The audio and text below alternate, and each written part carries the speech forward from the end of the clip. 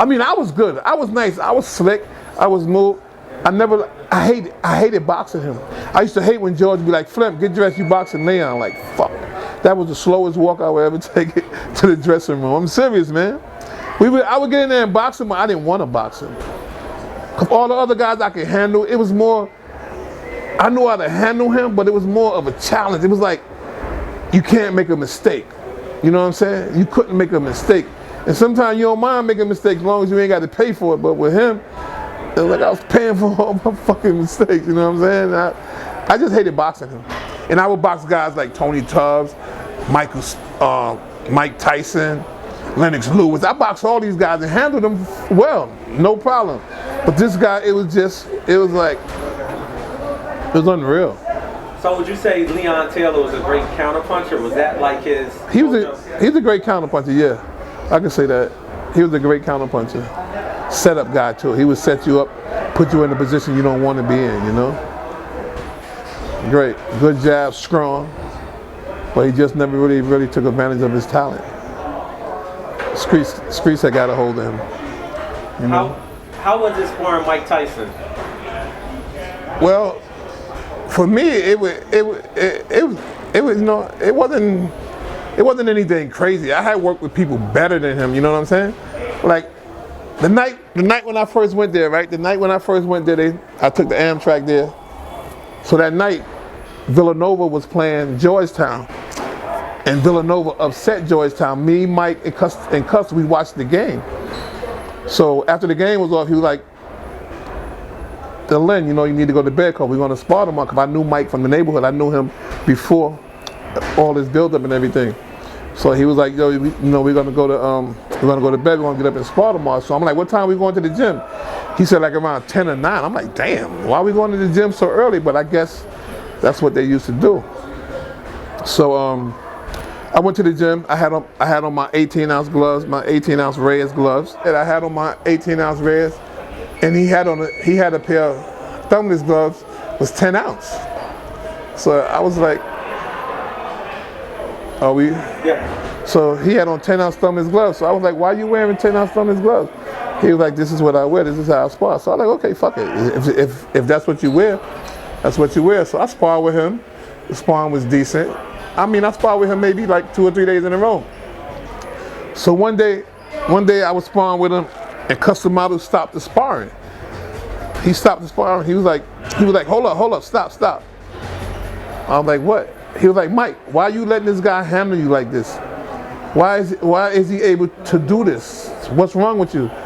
I was like, yo, Cuss, I can fight a little bit. He was like, nah, I'm not talking to you. I understand you doing what you're supposed to do, but why is he letting you handle him like that? I was like, well, I don't know. I don't know why I'm handling like that. And it was good sparring. It was great sparring. What was Mike's reply to Cuss when he asked that question? Nothing. I mean, Mike was never really aggressive with Cuss. Whatever Cuss said is like, that was the last words, you know what I mean? It wasn't no like response. He put his head down and like, maybe like, I'll try to do better. You know what I mean? I'll try to do better, but it wasn't nothing. And then we just started back boxing, you know? But Mike, he respected that guy the utmost, man. I remember one morning when we was leaving, we was going to the gym. Mike had a white and blue Seville. Remember the Sevilles where the back was cut down? In the back, it was like cut down in the back. He had a white and blue one, right? So we get to the mailbox. So Cuss opened the mailbox and he looked in there, and there's a ticket that Mike had got on the car, right? So he goes to Mike. He goes, Mike, did you get a ticket on the car? And Mike says no, right? So I'm like, he's like, no, Cuss, I didn't get no ticket. So he like, why you lying to me? I got it right here. I got the ticket right here in the mail. Why you lying to me saying you didn't get a ticket? He was like, I didn't want you to be upset at me. So I was like, okay. I understood what it was then. I was like, okay. This was up in the Catskills? Yeah. How was the training up there? Well, when I was there, it was just me, Mike, and the cook. You know, the cook, the lady that used to stay in the house, and that other lady that used to be in it. It wasn't a lot of people there. One time Floyd Patterson came by. this is what pissed me off a little. It shouldn't have, but I was young back then, and it pissed me off because I thought this is what he do. He told me he used 10-ounce gloves, so I was like, okay, as long as he do it with everybody, it's not a problem. So Floyd Patterson had brought a heavyweight up there, and he worked with Mike. He gave me the day off. He like, Delen, I'm gonna work with this guy right here. He gave me the day off. So when I turned around, Mike had on 18-ounce gloves. I'm like, why are you boxing Floyd guys with 18 and you boxing me with 10? So he was like, nah. He was like, nah, I had to put those on because, you know, those guys be crying and they be like, no, don't hit me all hard and don't do this and don't do that. I'm like, oh, so fuck me, you know what I'm saying? You don't mind me crying or me getting hurt, even though I wasn't getting hurt. But if you're gonna do something, if you're gonna use 10s, use the 10s with him too. You know what I'm saying? But they didn't. And you know, that kind of pissed me off a little. And I was like, you know what, I'm leaving. I'm going home. They called my manager, lawyer, everything. They did not want me to leave, yo. They were like, nah. But I was like, and plus I was bored up there. And I knew Mike from here, but every time he went out, he always left me in the house with cuss. I'm like, yo, Mike, you know me from Brooklyn, man. What the fuck? I don't want to be up here with them all the time. Every time I go away, every time you leave, I'm got to be in here talking to, you know, to cuss. I want to go out too. He like, cuss don't want me hanging with the sparring partners. But I felt like I wasn't no sparring partner. You know, we know each other. Nigga, we shoot dice together. You know what I'm saying? What the fuck? And it's just, and then I left. Was Mike a hard puncher? Because you say he's hitting you with 10-ounce thumblets. Was he a super hard puncher? He wasn't the hardest puncher that I faced in sparring. The hardest puncher that I faced in sparring, you ever heard of a guy named by the name of James Broad? Big James Broad? That's the only guy that ever hurt me sparring. Like I said, I've been with Lewis, Tyson, I've been with all those guys. Mike wasn't really, because he wasn't really catching it. Mike was all right. You know what I'm saying? I don't like to, you know, sit here and be like, yo, Mike wasn't this, Mike wasn't that. But you know what I'm saying? Back then, if you really pay attention to boxing and you in boxing, Mike had money behind him.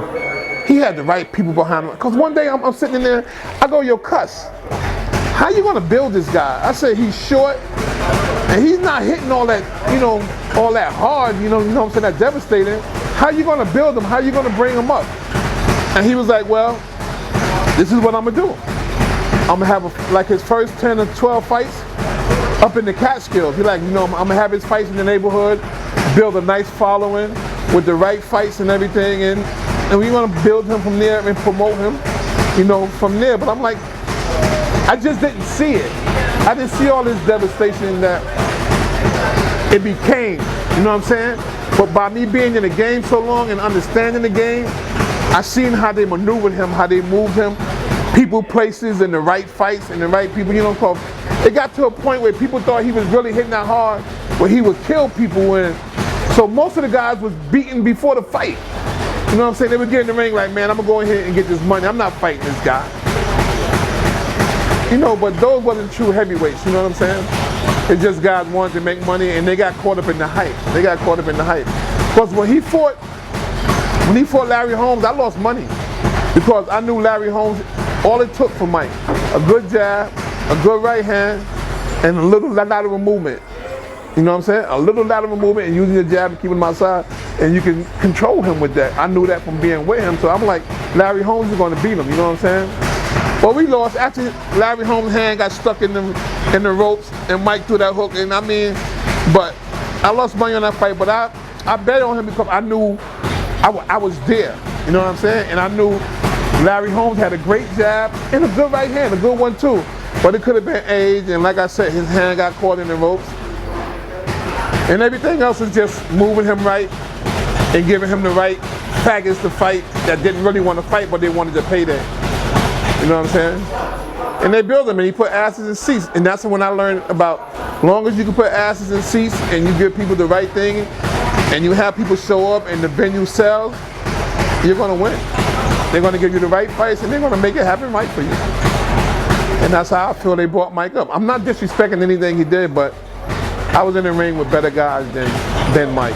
I remember when we was in the Golden Gloves, and they would always say, yo, next year we're going to bring Mike up here to fight in the Golden Gloves. He's going to participate in the Golden Gloves. But that never happened. he never came to New York and fighting the Golden Gloves. If he'd have came to New York and fighting the Golden Glove, his whole career, everything would have been different. I'm not saying it would have been different, but as an amateur, he wouldn't have all that ranking. A lot of the guys who I like boxed with back then, Mitch Green, me, and all of us back then, he wouldn't have been able to handle us as an amateur. You know what I'm saying? What you used to talk